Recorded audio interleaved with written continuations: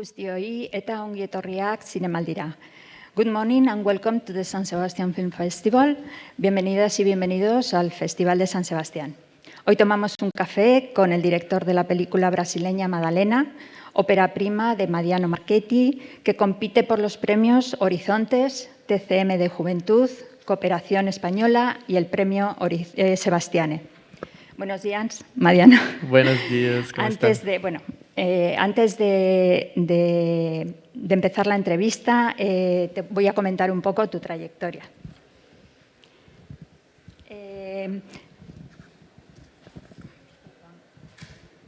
En 2000, hiciste varios cortometrajes que funcionaron por festivales internacionales y en 2019 realizas Madalena, pero en 2019 pasas con Madalena en nuestra sección de Industria, Cine en Construcción del Festival de San Sebastián. La película se ha estrenado este año en el Festival de Rotterdam, en la sección oficial, y luego ha pasado por New Directors, New Films de Nueva York y por el Festival de Cine de Estambul. Para comenzar la entrevista, te preguntaría cómo das el salto al largometraje y cómo surge la idea de Madalena. Obrigado, estou muito feliz de estar aqui. É prazer enorme voltar para o festival com o filme pronto agora. Gracias, estoy muy feliz de estar de vuelta en este festival. Estoy muy agradecido y muy feliz. O salto dos curtas-metragens para o primeiro longa-metragem se deu ainda no final da minha graduação na faculdade. E foi um momento em que eu recebi um convite de uma professora, que é uma das produtoras do filme. El salto del cortometraje a largometraje fue al final de mi graduación y fue precisamente una de mis profesoras que me propuso que hiciera un largometraje. E ela é uma das produtoras dela também. Y ella es una de las productoras de esta película. E para o meu primeiro filme eu gostaria de falar assim, sempre desde que eu saí do Mato Grosso e fui estudar no Rio de Janeiro, então eu queria falar no meu primeiro filme sobre o meu lugar de origem. Yo soy del Mato Grosso, es mi lugar de origen. Yo fui a estudiar a Río de Janeiro, pero de donde yo quería hablar es del Mato Grosso, que es mi lugar de origen. Então eu busquei, eu acredito que é um lugar muito pouco conhecido no Brasil, é um lugar muito conhecido pelo agronegócio, muito pouco discutido, e eu queria falar sobre isso. Es un sitio que es muy poco conocido, incluso en Brasil, por lo que se le conoce es por el agronegocio, básicamente, y yo es sobre ese tema sobre el que quería hablar. E queria falar sobre isso, sobre o meu ponto de vista, que é um ponto de vista de uma pessoa homossexual, gay, que cresceu ali num ambiente muito conservador. Y ese es el punto de vista del que yo quería hablar, que es mi punto de vista, el de una persona homosexual que creció allí en un ambiente muy conservador. Então, de alguma forma, eu tentei mesclar duas vontades, de falar da minha origem, do meu lugar de origem, e também dessa sensação de você não se sentir pertencendo completamente àquele lugar. Entonces yo quería mezclar estos dos puntos de partida, hablar de mi zona de origen, del Mato Grosso, y de hablar de la sensación de sentir que estás en una zona pero en la cual no estás completamente integrado. Sim, mas de alguma forma, durante o processo de escrita do roteiro, eu e os co-roteiristas encontramos um caminho para falar sobre isso através da transfobia, né? Tocando nesse tema da transfobia. Entonces, lo que hicimos yo y las personas con las que escribimos el guión, al final encontramos el camino para poder hablar de todo esto a través del tema de la transformía. Da transfobia, sim. Transfobia. Transformía es... Transfobia. Sí, transfobia. Exacto. Perdón. Porque eu acredito que no espectro de violência contra a população LGBT, as pessoas que mais sofrem são as pessoas trans. Porque yo creo que dentro del proceso de discriminación o de odio hacia las personas del grupo LGTB, las personas que más sufren son las personas trans. La película se divide en 3 bloques que están interpretados por 3 personajes, ¿no? Luciane, Cristiano y Bianca. en torno a la desaparición del personaje Madalena, una mujer transexual. Pero en vez de hacer una estructura tipo thriller o de investigación policial, tu narrativa es muy abierta, sugerente y sin dramatizar excesivamente. ¿Nos puedes comentar un poco más estas decisiones de estructura y de planteamiento? Desde o início, eu e os corroteiristas, a gente discutia muito sobre como contar essa história de uma forma que não ressaltasse a violência. Desde el principio, cuando empezamos a elaborar el guión, mis co-guionistas y yo discutíamos mucho sobre la forma de cómo no resaltar esta violencia. Porque já é fato muito forte para as pessoas trans no Brasil, assim, a expectativa de vida de uma travesti, uma mulher trans no Brasil é de 35 anos de uma pessoa trans. Porque ya en Brasil, ya la expectativa de vida de una persona transexual o de un travesti, la media es de 35 años, ya tiene suficiente violencia sobre ellas. Então a gente queria fazer um filme ao mesmo tempo que tocasse no assunto da morte, porque infelizmente ainda é uma questão recorrente para esse grupo, mas sem tocar com violência ou brutalidade. Y entonces queríamos tocar el tema de la muerte porque desgraciadamente es un tema muy recurrente para las personas de este colectivo, pero sin que hubiera brutalidad o violencia en torno a esta muerte. Então a gente buscou fazer uma estrutura narrativa que de alguma forma refletisse isso, assim, sabe? Por isso que o filme é muito sugestivo e cheio de indícios e não importa muito quem matou a Madalena, como matou, mas assim, por que esse tipo de crime acontece. Entonces es una película muy abierta, muy sugerente, porque en realidad lo que no nos interesaba mucho era quién mató a Madalena o cómo mató a Madalena, por qué mató a Madalena. No era lo que más nos interesaba. O que mais interessava a gente era essa questão que o filme coloca. Por que esse tipo de crime acontece? Porque lo que en realidad lo que más nos importaba era plantear la cuestión de por qué ocurren este tipo de crímenes. Então o filme ele investiga, na verdade, as formas como algumas pessoas reagem a esse assassinato. Entonces lo que más trabajamos fue la forma como algunas personas reaccionan ante este asesinato. Então o filme se debruça sobre esses personagens e sobre as diferentes reações deles, né? Y entonces la película lo que hace es enfocar a estos diferentes personajes y a las reacciones que cada uno de ellos van teniendo ante este suceso. Sim, eu acho que também a estrutura ela reflete um pouco como a sociedade brasileira reage em relação a essas mortes, assim. Y en realidad pienso que la película refleja cómo la sociedad brasileña reacciona como sociedad en sí ante estas muertes. Com silêncio, com negligência, com apagamento em relação a esses crimes, a dados dos crimes. Con silencio, con negligencia, como si no hubieran existido esos crímenes. Ya lo has comentado antes un poco, pero da la sensación que además de este tema central, en Madalena, haces una radiografía de estas nuevas zonas rurales que han surgido un poco en los márgenes de estas grandes plantaciones inmensas, en este caso de soja. Pero sí que me gustaría que nos comentaras un poco qué papel juega este marco en esta sociedad y en esta historia, ¿no? en este tipo de núcleos rurales y en la historia en concreto. Eu não sei se entendi muito bem sobre as questões. El marco bueno, perdón. Sí. Ahora que pregunta qué papel juega o enquadramento deste tipo de agronegócio para contar esta história. Sim, o agronegócio. Plantações, tudo isto. Sim.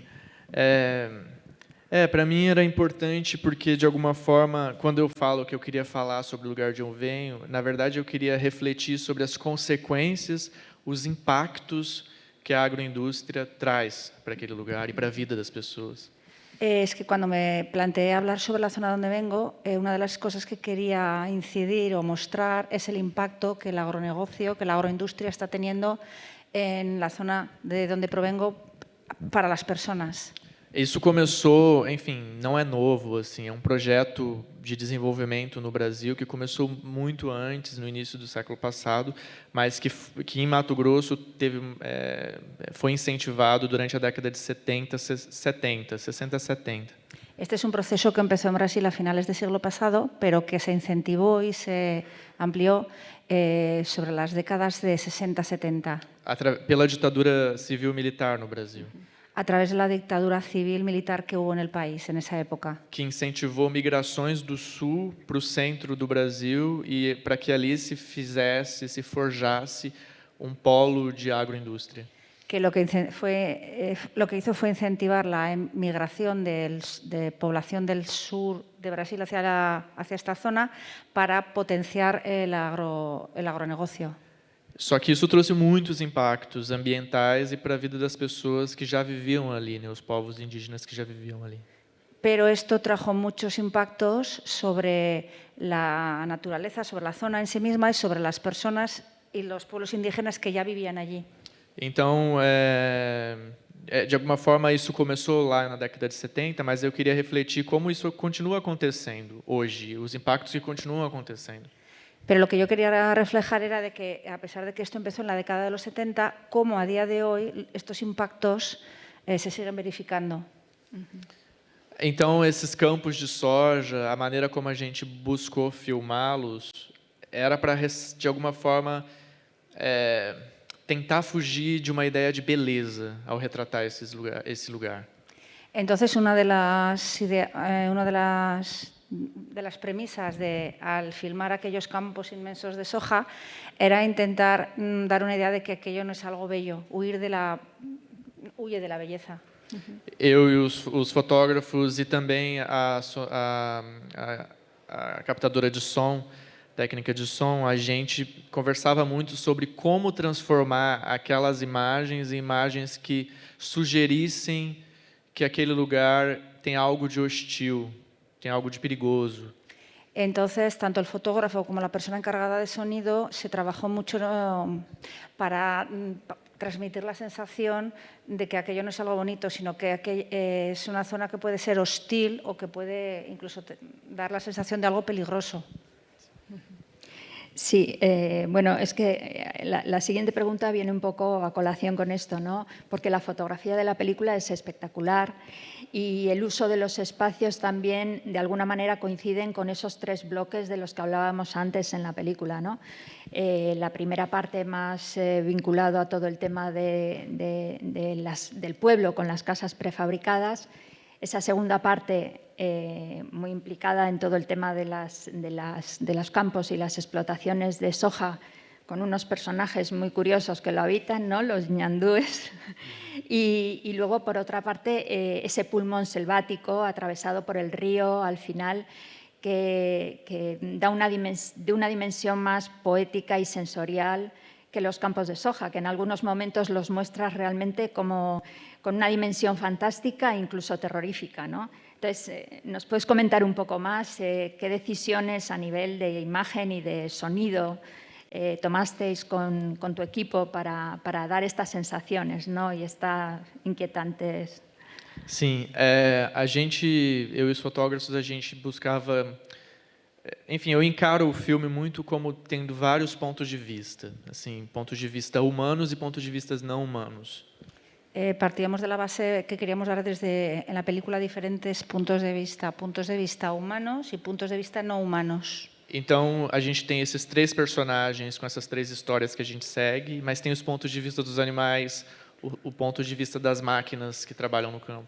Entonces tenemos los puntos de vista de los tres personajes principales, pero también tenemos el punto de vista de los animales que aparecen y el punto de vista de las máquinas que trabajan estos campos. Então, de alguma forma, as duas primeiras partes do filme funcionam para mim como uma chance de inserir o espectador naquele universo, no universo daquela cidade. Entonces, para mí, las dos primeras partes de la película, me las planteaba como un observador de ese universo, del universo de las casas prefabricadas y de los campos. Então, esses contrastes desse lugar, eles são muito bem marcados nesses dois primeiros momentos. O contraste da soja e o limite com as casas, por exemplo. Entonces, desde el principio hay unos contrastes que están muy bien marcados, muy bien delimitados, que es por un lado las casas prefabricadas y por el otro los campos de soja. Ou os condomínios de luxo e o restante da cidade, por exemplo. Os condomínios Sí, de luxo sí. e a cidade. Sí, o los edificios de lujo que aparecen y el resto de la ciudad. E, por outro lado, a última parte vem como esse respiro de vida no filme e de resistência. Y la última parte de la película es como un respiro de vida y un respiro de resistencia. E tem algo de fantástico nisso, porque, de fato, um rio é impossível naquele ambiente, naquela ilha de floresta, assim. De hecho, tiene un punto de fantástico, porque en esa zona un río es algo imposible. Naquela ilha de floresta. Então, de fato, aquele momento é um momento, não diria utópico, mas é isso, é quase fantástico. É um momento de leveza que transporta essas personagens para aquele lugar idílico, é um lugar idílico. Entonces es un momento, no diré fantástico, pero sí es un momento idílico que transporta a estas personas a un sitio idílico. Então, com o trabalho de som e de foto, a gente queria marcar esses contrastes. Na soja, a gente queria mostrar muito uma austeridade de som, uma economia de som e de vazio na imagem. Entonces, a través de la fotografía, cuando trabajamos con la fotografía, queríamos mostrar estas situaciones. Por ejemplo, en los campos, queríamos que el sonido fuera hostil. E os vazios. Y remarcar los silencios, los vacíos de sonido. E, enquanto isso, na floresta, por exemplo, é muito sonorizado, tem muitos sons da floresta, é muito impactante porque há muito som e também a floresta preenche muito o quadro, diferente enquanto imagem. Y en cuanto a imagen también es muy contrastado porque la parte del bosque hay muchos sonidos, está muy sonorizado y está lleno de imágenes y sonidos. Era uma forma para mim, para a gente era uma forma de encontrar esse contraste, de demarcar muito bem, sem necessariamente dizer, mas enquanto atmosfera, a diferença desses dois lugares. Esse lugar de floresta do que um dia foi aquele lugar e a soja que é hoje, né, o que está se transformando. Entonces, para mí era muy importante marcar bien el contraste entre estos dos lugares, el bosque idílico que ya fue anteriormente y los campos de soja que son lo que hay actualmente. Bueno, una pregunta así por curiosidad. Este tratamiento de los espacios, como nos has comentado, no sé si has tenido alguna referencia cinematográfica clara a la hora de componer un poco, de utilizar el espacio de esta manera, los encuadres e incluso la estructura narrativa de la película. Sim, os enquadramentos, a mise-en-scène, de uma forma geral, me interessa muito.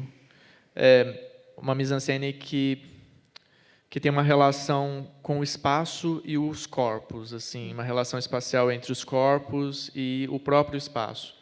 En el tema de los encuadres, a mí me interesa mucho el trabajo de la relación que pueda existir entre los espacios y los cuerpos. Os corpos humanos e não humanos. Cuerpos humanos y no humanos. E eu acho o trabalho do Jia Zhangqi fantástico e para mim me interessa muito. Eu acho que é uma referência forte para mim. Jia Zhangqi. Desculpa. Jia Zhangqi é cineasta. Sí, un director, sí, ya, perdón. É uma referência importante. Isso no sentido de mise-en-scène. Outro, em sentido de estrutura, eu acho que, eu não sei, quando eu estava escrevendo, eu estava muito influenciado e impactado pelo Harun Farokh. Y cuando estaba escribiendo y pensando en el film, estaba muy influenciado por Farokh. Que é um documentarista que eu acho que tem filmes incríveis e que são filmes que se constrói sempre a partir das bordas, de sugerências.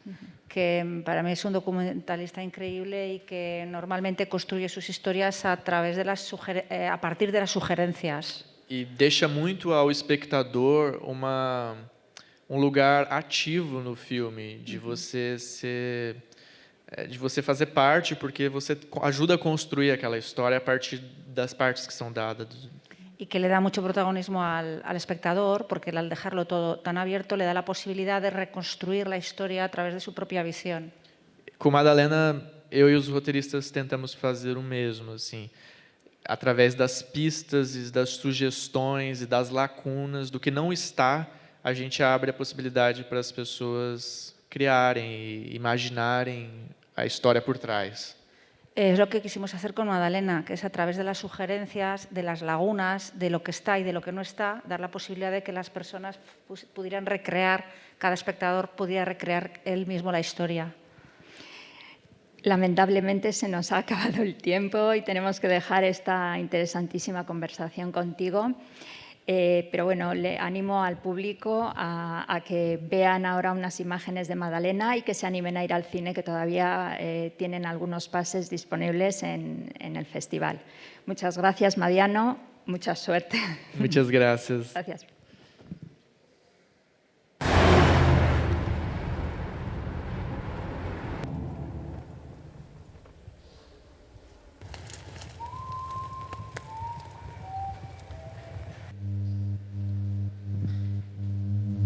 Você já viu espírito?